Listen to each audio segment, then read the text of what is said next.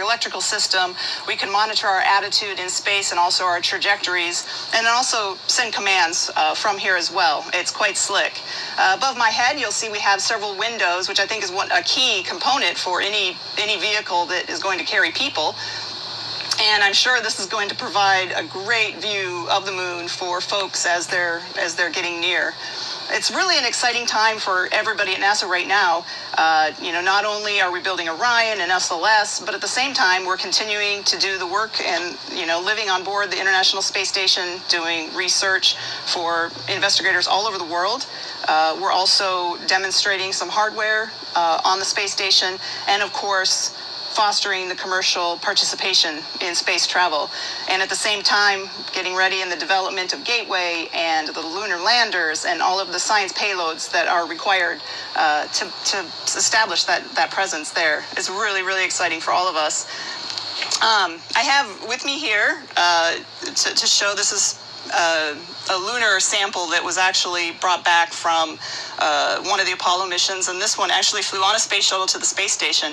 And we're really excited as crew to be able to bring back samples like this for scientists to study again, and eventually samples from Mars. Back to you, Administrator Bridenstine. Well, Karen, thank you for that brief and that update. Can you share with us as an astronaut, and I know you're working with the astronaut corps all the time, with all of these different capabilities that are under development right now and in fact now testing. Of course, we've got the Dragon, we've got the Starliner, and now we've got Orion. Do the astronauts fight over who's going to fly which vehicle? I don't know if we fight over it, but I think everybody has in their mind they want to fly something. I think we're in a unique position now with so many different vehicles to fly on, and I think most crews are just happy to get a spaceflight assignment. Well, Karen, I just want to say thank you for that. I'm going to talk for just a second about that lunar sample that you have in your hand. We have a very special announcement today. We have 3 lunar samples that have come back from the moon that have never been opened. We're going back to our missions from 1969 to 1972, 6 missions. We have 3 samples that have never been opened. And in this particular budget and in this particular year, we are very much looking forward to contracting with 9 different companies to have the opportunity to use the technology we have today to study those very pristine samples that have never been opened. Now, I want to be clear. Here's a critically important piece of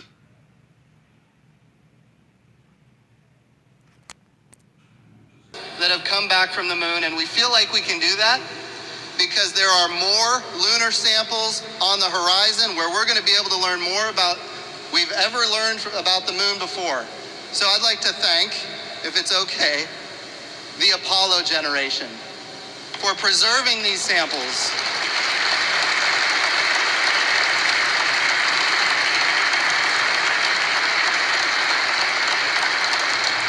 So that our generation could have this opportunity. Karen, thank you for your great feedback on what's happening there at the Johnson Space Center. I want to talk for a second. Oh, yes, please.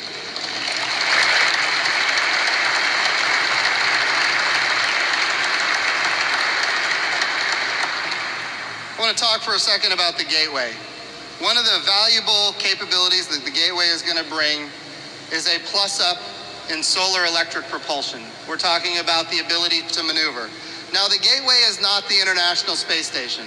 That's an important thing to remember, because we want to be able to have it maneuverable around to go to all parts of the moon. And in order to do that, it can't grow too big. The mass has to be constrained so that we can use solar electric propulsion, which has a very high specific impulse. In other words, it can be used for a very long period of time for sustainability, to be able to go again to the poles, both the north and the south pole of the moon. Could we bring up a picture of the Gateway? So when we think about the Gateway, I just want to show you this is an aspirational vision of the Gateway. This is not what it is right now today, but this is aspirational. And I can tell you, just this morning, I got off the phone with all of our international partners on the ISS and others, and they are very excited about partnering with us on going to the moon. A couple of weeks ago, we announced that Canada is stepping up for the next 24 years to partner with us on robotics on the Gateway. Now, the Gateway is not going to be crewed 24/7, 365 the way the International Space Station is, which means robotics is a critical piece of it. And of course, with Canada coming on board, which is the first official partner on the Gateway, we're very excited, and we know, based on other conversations, that we have other agencies all around the world excited about partnering with us on Gateway. Here's why this is important. NASA is very unique in all of the federal government. We're able to have partnerships with countries that in some cases we wouldn't normally be able to partner with. You can see on there, Roscosmos. The relationship between the United States and Russia, of course, is strained terrestrially. But since 1975, the height of the Cold War, we have been able to live and work together in space. 1975, of course, was the Apollo-Soyuz program. Of course, when I went to Russia, they called it the Soyuz-Apollo program. And then, of course, the Shuttle Mir program, or as they would say, the Mir Shuttle program, and now the International Space Station, and in the future, on the Gateway with other activities as well. But it's not just about them. It's also the European Space Agency. It's the Japanese Space Agency. And what we want to do with the moon, when we think about this architecture, the Gateway is not the end state. The Gateway is a piece. The end state is all of the above. Access to space, not just low Earth orbit, but deep space. Tugs that can go back and forth from low Earth orbit to lunar orbit. The Gateway itself, which of course is this reusable command and service module in orbit around the moon, and reusable landers, as I've mentioned, which are funded in this budget for the first time in 10 years, that can take humans back and forth to the surface of the moon reusably, but also robots and landers and rovers. When we think about this architecture in the future, we don't want to constrain ourselves to the traditional International Space Station partners. We love them and they're going to be with us, and we are thrilled to have their support. But there are other partners. There are more space agencies all around the world than ever before in human history. And of course, as we are now starting to see in a more robust way, we have commercial partners that are bringing capability to us as well. So this is just a snapshot of the future. It's not where it is right now, but I believe in the future it'll look something like this. And in order to talk a little bit more about the Gateway, I'd like to go to the Glenn Research Center, where we have Deb Waters and Dave Jacobson. Dave is the chief of electric propulsion systems, which is a key capability, and Deb is a facilities manager there at Glenn. And I'd like you to share with us, if you will, just a few minutes about what's happening with solar electric propulsion. Hi, I'm standing here in the high bay of the Electric Propulsion and Power Laboratory, where we're getting ready to perform technology development that will take us forward to the moon. Here at Glenn, we have a rich history in electric propulsion testing. We've been conducting research, development, and experimental testing in our facilities for over 60 years. Right now, we're getting ready to test the type of system that will take us forward with the Gateway, the new spacecraft that will be in orbit around the moon. My colleague Dave here is an expert in electric propulsion. Dave will take it from here. Thanks, Deb. A team here at NASA's Glenn Research Center is working in collaboration with our colleagues at the Jet Propulsion Laboratory on the development of a high-power solar electric propulsion system in support of deep space exploration missions. The intended application for this technology is the Gateway that Deb and others have referred to today. The Gateway will enable crew to live and work in deep space for months at a time and serve as an outpost for human missions to the lunar surface. The power and propulsion element will be the first part of the Gateway, and it will provide power, propulsion, and communications during the assembly and operational phases of the Gateway. Gateway will utilize solar electric propulsion to maintain its position and also move between lunar orbits. Back in 2012, we began working on high-power Hall thruster system technologies in support of an affordable, beyond low Earth orbit, human exploration architecture. The hardware that you see here in front of me resulted from that project. A Hall thruster ionizes neutral xenon gas and accelerates ions at high exhaust velocities to create fuel-efficient thrust. The power processing unit takes power from the solar array and it converts it to the currents and voltages necessary to operate the thruster. Today we're preparing to test an advanced electric propulsion system that operates at a power level 3 times greater than systems that are currently used on orbit. It also operates with greater fuel efficiency and for longer lifetimes than those types of systems. This is very important for Gateway. Let's go inside the vacuum chamber now with Deb. Right now we're inside VF6. This is actually the largest chamber at Lewis Field, vacuum chamber at Lewis Field. Behind me is a thruster. It's an engineering model. Around it is a thermal shroud. This thruster is getting ready to test actually next week. We're going to be working on the various probes before the flight model comes sometime in May. Our facility, before we can actually run the thruster, we have to button up our facility and we actually have to pump out all of the air. We do that with very large vacuum pumps both inside the chamber and outside the chamber. The chamber walls can be actually chilled down to minus 320 degrees Fahrenheit, and you can see that the chamber is actually lined in graphite. The reason for that is that this is an electric propulsion chamber. The thruster plume is energetic enough to actually erode the walls of the chamber, and that graphite minimizes both the damage done to the chamber as well as that chamber material coming back and landing on the thruster itself. So it minimizes the damage done. In order to create a space environment such as this, we try to do all of these things that make the facility more like a space environment that you would see at Moon, Mars, and beyond. VF6 is just one of 27 chambers we have here, space simulation facilities we have here at Glenn. And VF6 actually is the largest electric propulsion capable chamber in the world right now. We're very fortunate we get to test these different types of power and propulsion systems as we're getting them ready to fly. It'll be great to be able to see this running next week, right, Dave? That's right. At NASA, we like to say that technology drives exploration. Here at the Glenn Research Center, we're very excited that electric propulsion is a part of our sustainable deep space exploration missions. We look forward to applying our expertise in solar electric propulsion to human and robotic missions to the moon and beyond. Back to you, Administrator Bridenstine. Nice work, Dave and Deb. Thank you. You're getting applause if you can't hear it.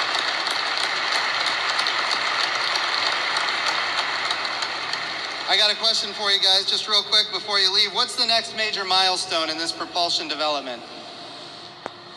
Sure. So the hardware that I showed you earlier was designed and built by the Glenn and JPL team to demonstrate feasibility of this technique for the Gateway. In 2016, we selected an industry partner who is finishing the development of the system and also qualification for Gateway. In the May timeframe, I think Deb might have referred to that hardware, we'll be receiving the first engineering technology units, and we will be conducting development testing, including functional, performance, environmental testing, all in support of the Gateway. Awesome. Last question. When we think about the next human outpost in space, in orbit around the moon, it's starting in Cleveland. How do the folks of Cleveland feel about being at the forefront of this opportunity? I think I'll speak on behalf of the entire team here at the Glenn Research Center. We're so excited to be a part of this.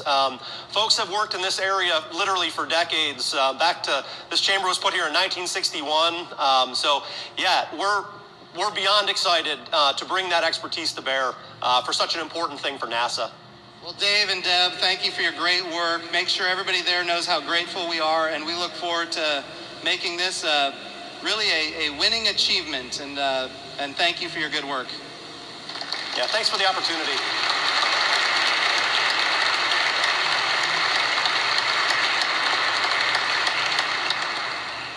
So we've talked today a lot about the moon, and we have all heard the President's Space Policy Directive 1, which I am charged with carrying out, that today's budget announcement enables us to achieve. To go to the moon sustainably, with international partners and commercial partners, to utilize the resources of the moon. In other words, the hundreds of millions of tons of water ice that we've already discovered. Water ice is air to breathe. It's water to drink.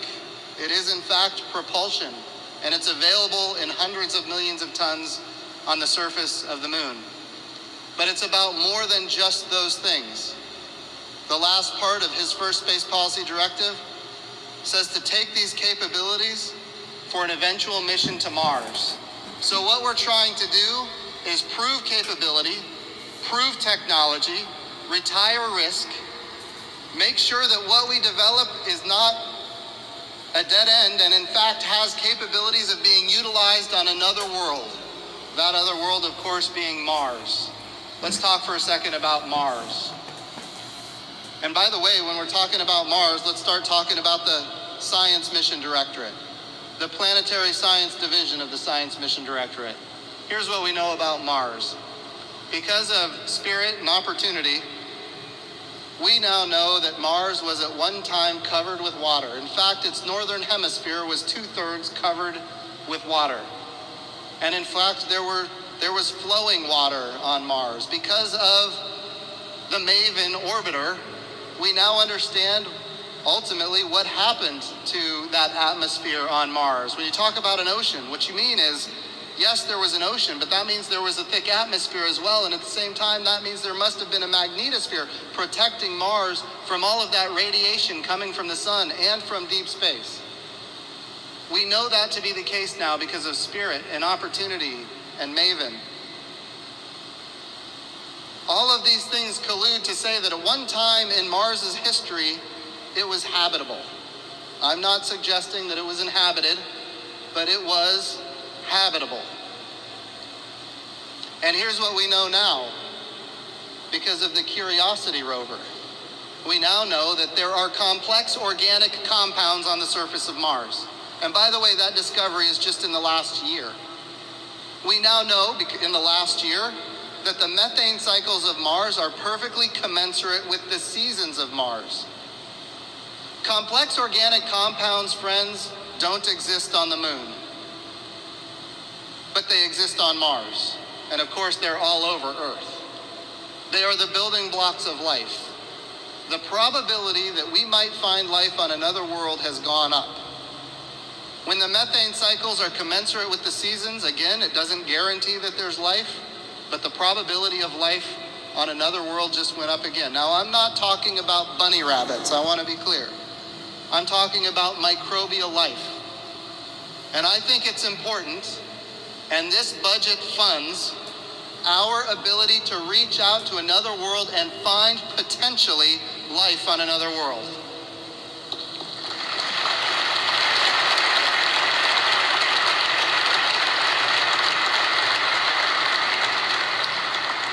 So how do we do that? This budget fully funds Mars 2020.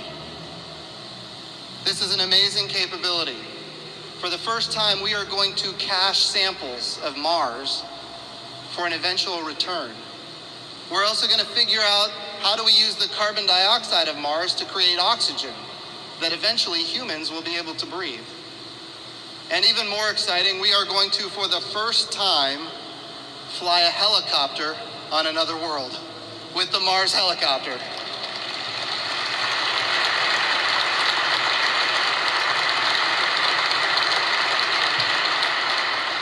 Mars 2020 is fully funded in this budget request, but even more, a Mars sample return is also funded in this budget request, which we are very excited about.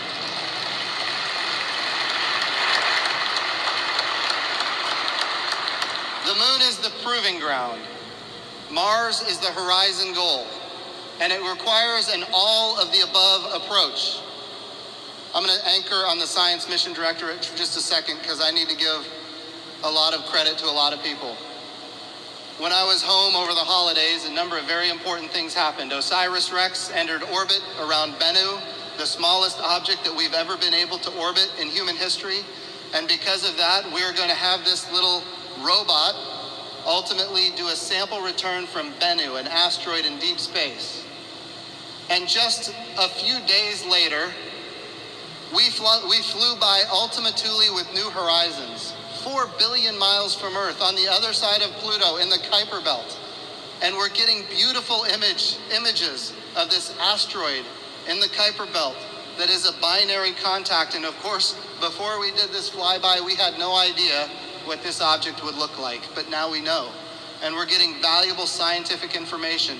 The Science Mission Directorate, friends, in this budget is funded very, very well, and it is in fact healthy. So that takes us back to this all of NASA approach. If we're going to fly humans to Mars, what other parts of the Science Mission Directorate do we need to fund and understand? Well, if we're going to take humans to Mars, they're going to have to travel through deep space. One of the most dangerous elements of deep space is, of course, the radiation that comes from the sun and radiation that comes from deep space. We need to better understand how the sun puts this radiation into space. We need to be able to, in fact, predict solar flares and corona mass ejections, because if we're not able to predict that and our astronauts end up in the middle of something like that, it could be very damaging for their health. So when it comes to heliophysics, Parker Solar Probe is fully funded, and of course we are following the guidance of the decadal surveys for heliophysics so that ultimately we can understand how the sun interacts with the Earth, other planetary bodies, and ultimately be able to predict so we can provide protection for humans here on Earth, not just on Mars. To be clear, I want to be clear on this. If we have a corona mass ejection, like a Carrington event in the 1800s, it could be very damaging for humankind. Imagine not having the power grid work or your cell towers work. That could be existential. So we need to be very good at being able to predict when these kind of events are going to occur. And within the Science Mission Directorate, we are funding those capabilities with the Parker Solar Probe and others. And that takes us out from the sun to the Earth. The President has now signed into law the highest earth science budget in the history of the United States of America. Every year he has been the President of the United States.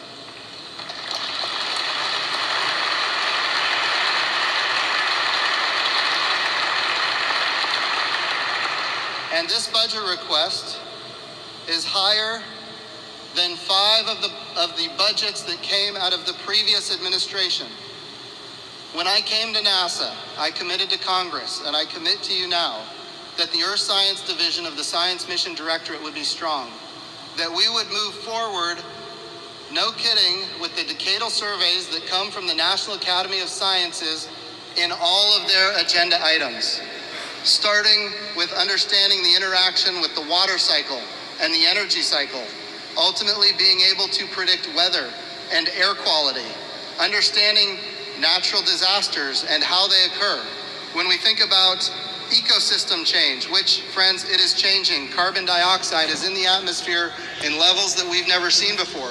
We are responsible for that. It is a greenhouse gas. NASA has an obligation to continue studying these activities.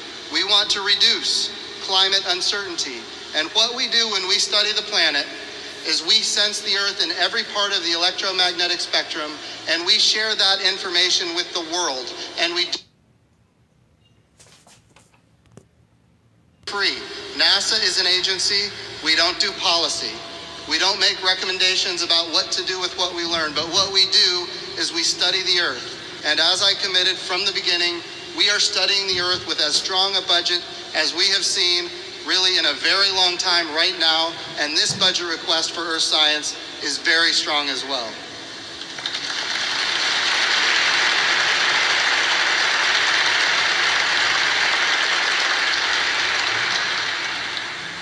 Let's talk about astrophysics for a while. Talk about some exciting discoveries. You know, what's amazing is we're learning more about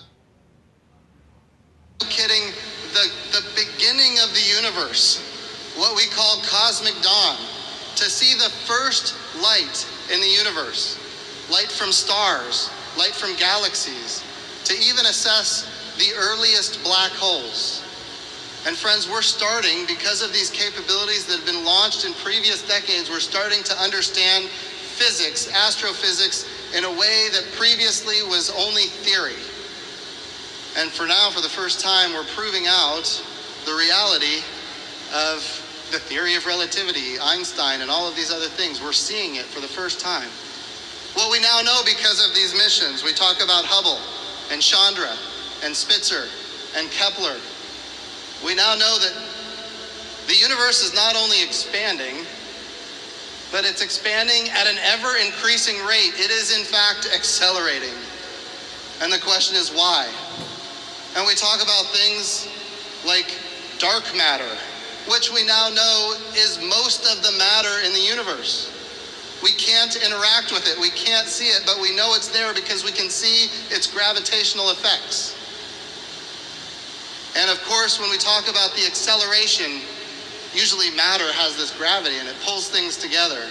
But instead, the universe is accelerating faster and faster away from this point. And so we use words like dark energy is causing this to happen. Well, in order to learn more about this kind of activity, we need to be able to see to the very beginning. We need to be able to see that cosmic dawn, the first light in the universe. And I will tell you, it has been a challenge for me as your NASA administrator to go up to the Hill and talk about the James Webb Space Telescope. Some of you might have seen those hearings, and they're not fun. But I will also tell you this. This administration is committed to the James Webb Space Telescope, and we have bipartisan support for the James Webb Space Telescope, and it is our agenda, our number one agenda for James Webb is mission success. We can talk about budgets and we can talk about schedules, but at this point, this mission is so important to the United States of America, and here's why. We're talking about establishing America as the lead in physics for the next 30 years. When James Webb Space Telescope is launched and we're able to see cosmic dawn, it establishes the United States as the leader of physics for the next 30 years. But it goes beyond that. Sure, we want to lead, but we also want to discover. We have models and ideas about really what the universe looked like in those days, but we're going to know. And I can tell you this, here's what we already know, the models aren't right. So this is an exciting time. The other thing that's important, that this comes straight from the Decadal Survey, we want to be able to look at other stars. And not only look at those stars, but look at other planets around those stars and characterize those planets as to their habitability. Could those planets be able to host life? And James Webb is going to give us an opportunity to look at the light as it transfers through that atmosphere. Certain parts of the spectrum are not going to make it through, and we're going to be able to determine the atmospheres of planets around other stars and make assessments as to characterize, if you will, the atmospheres of those planets. James Webb is going to be an amazing capability for the United States of America. As we're on astrophysics, I also want to make one last statement that I think is important. We talked about the gateway and how it's going to give us access to the surface of the moon. We want humans on the moon. We want robots and landers and rovers. We want to get to more parts of the moon than ever before. The gateway is not just about getting to the moon. It's not just about studying the moon from an orbit around the moon. The gateway gives us an opportunity to study deep space from a human-tended space station, which gives us a capability that heretofore we've never seen. Here's what we know. On the far side of the moon, it is very quiet. Why is it so quiet? Because all of the electromagnetic radiation that we create, it's quiet on the far side of the moon. So we can image deep space in parts of the electromagnetic spectrum that we can't currently image deep space with. And by the way, it's not just gateway, but it's also surface activities. We can do astrophysics from the surface of the moon with very thin wire antennas. Now that's maybe not in this budget request, but the gateway opens the door to all of these capabilities in the future.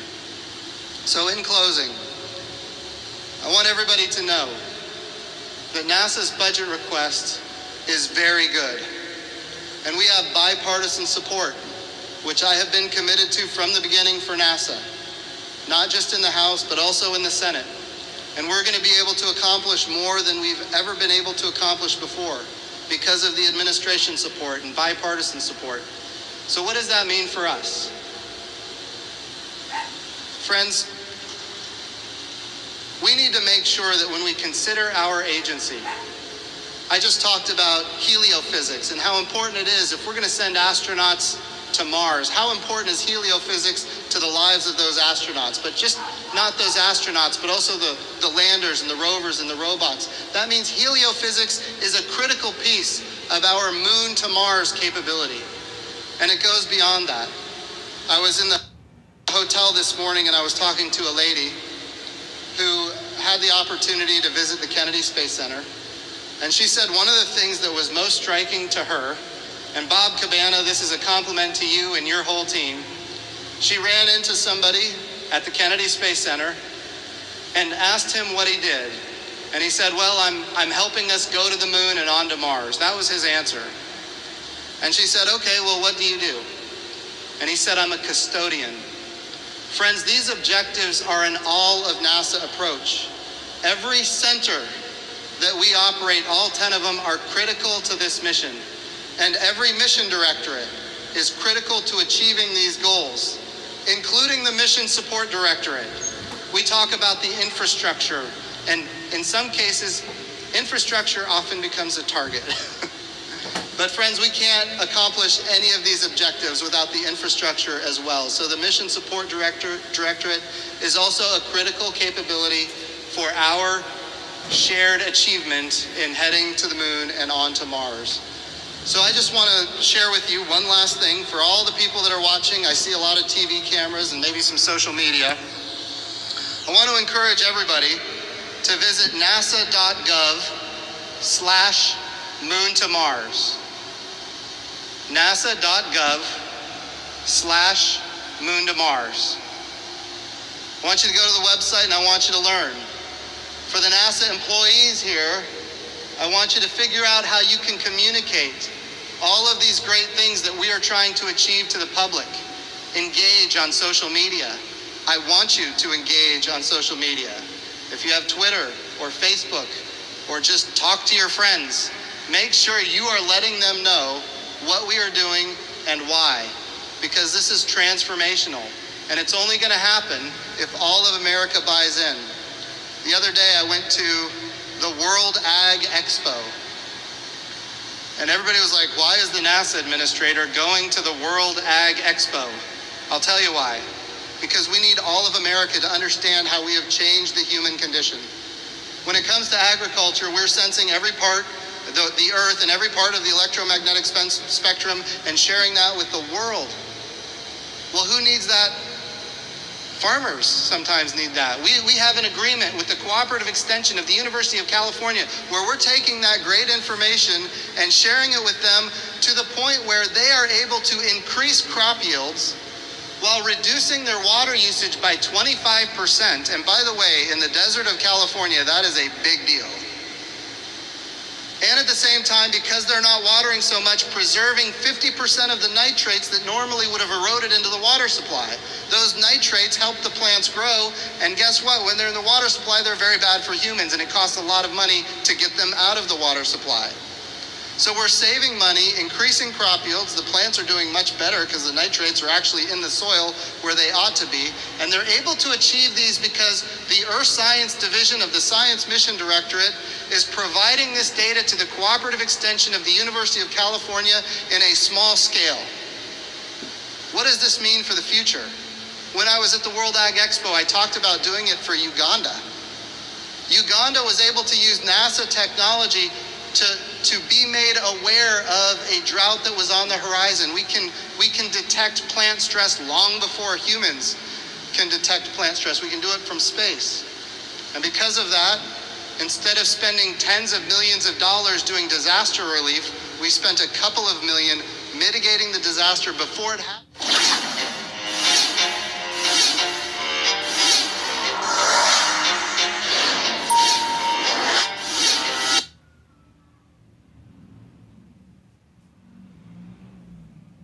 GPS, how we produce food, which we just talked about, how we produce energy, Geocarb, another Earth Science Division mission that is helping us make sure that as we produce energy, we're not polluting the atmosphere. And that, by the way, the energy companies love that because then they don't get fined, which is a good thing. The way we do weather prediction and understand the climate, the way we do disaster relief and national security, The way we do banking, all of the banking.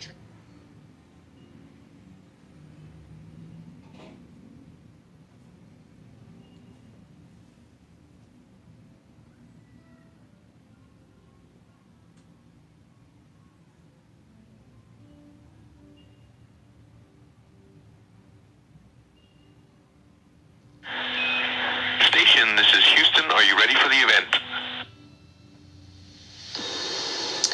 Houston Station, ready for the event. Coconino High School, this is Mission Control Houston. Please call station for a voice check. Station, this is Coconino High School. How do you hear me?